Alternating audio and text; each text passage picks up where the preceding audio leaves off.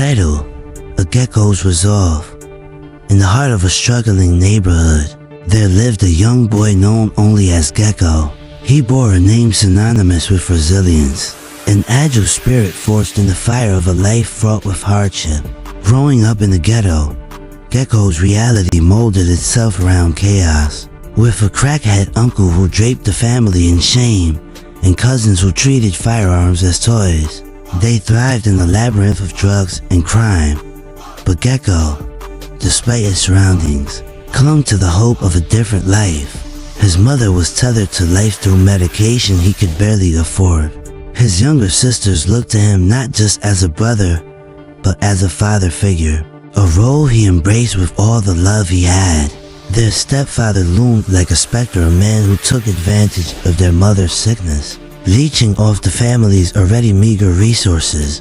With all of this pressing down on him, Gecko's heart ached with the knowledge that he did not want this life. Yet, desperation carved paths for choices he loathed. When the need for quick cash led him down the road of petty crime, he found himself selling drugs just to make ends meet. He was barely breaking even, with $1,000 ringing in his pocket already earmarked for his mother's medication and his sister's care. The world turned darker, and danger knocked violently at their door. One evening, as Gecko was preparing dinner, he spotted a man lingering outside their home, casting a long shadow over his sisters playing in the yard. Gecko's instinct screamed at him. This man wasn't here for a friendly chat. He was here for something nefarious. "Get inside," he yelled, rushing toward his sisters, but not fast enough. The man lunged, reaching for his youngest sister, eyes crazed with desperation for drugs and the money he thought Gecko possessed. In a frenzy, Gecko pulled out a small, rusty pistol, the only defense he had within reach.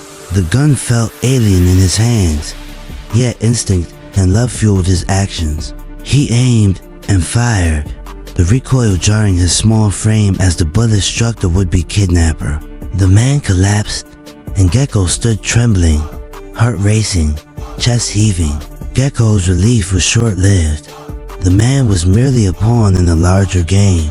It didn't take long for him to realize that Tiles, the local drug lord who had offered him a chance at easy money, was behind it all. Gecko later learned from his childhood friend Dash, who had overheard Tiles and another dealer, Red White, conspiring that sending henchmen was just the beginning. Tiles wanted Gecko to learn an unsettling lesson. He was in over his head, fueled by anger and desperation to protect his family. Gecko and Dash formulated a plan to take out Tiles. It was reckless, yet it felt like the only option left. A last-ditch effort to sever the ties that bound them. They knew Tiles wouldn't sit idly by after Gecko's actions, and the clock was ticking. That night, as Gecko and Dash prepped to leave Gecko's house, the tension in the air was palpable. Dash exited first, only to be met with a harsh reality. Bullets flew as if the air had thickened into a storm of violence. In a flash, Dash was shot in the neck, his warm blood spilling against the cold pavement. Gecko dragged himself to cover, shielding his sisters as the chaos swirled around him. Once the gunfire ceased, panic-stricken, Gecko rushed to Dash, who lay gasping, whispering, "I'm sorry, Mom. I made a mistake." Those words pierced Gecko's heart like shards of glass. Desperate, he instructed his sister to call for help and sprinted to his car, knowing he had to end this madness. Navigating the streets, his anger distilled into cold determination. Gecko found himself at Tiles' drug house, each beat of his heart echoing a mantra of resolve. He parked stealthily, moving with the careful grace of a shadow, and as the night swallowed his fear, he approached the entrance. A single guard slouched lazily, and with a swift, silent strike, Gecko incapacitated him and slipped past the door. Inside, 3 men lounged.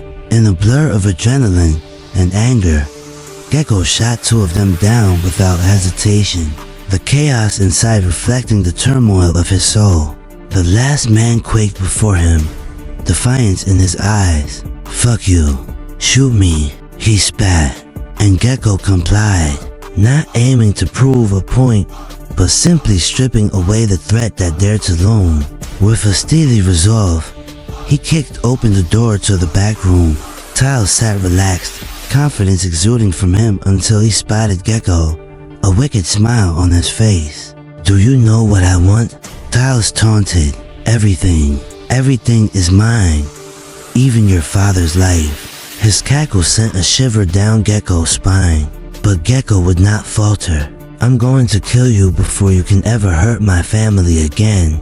Time hung in the air as both raised their guns, and the world exploded into noise. When the silence fell, Gecko found himself on the ground, blood pooling around him and ringing in his ears. Struggling to rise, he crawled toward Tiles, who lay choking, eyes full of realization. Gecko leaned down, voice low, "I told you," and shot Tiles one last time, ensuring the threat was extinguished. As Gecko stumbled back to his car, the weight of his actions crashed down on him. But in his heart, a flicker ignited. He had done what he believed was necessary to protect the ones he loved. He returned home, bursting through the door to find his mother and sisters waiting, fraught with worry but alive.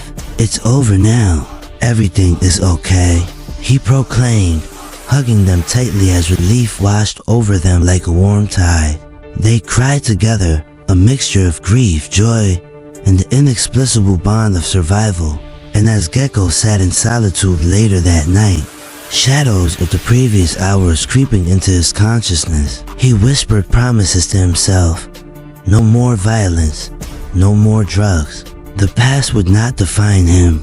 He would carve a different path, one that would lead to safety, to hope, and to a life where his family could flourish without fear. While Dash managed to pull through, they both carried the scars of their choices, but Gecko had a new dream now. One bathed in the light of possibility, determined to vanquish the darkness that once threatened to consume them all. And so, he began anew, no longer a pawn, but the guardian his family needed.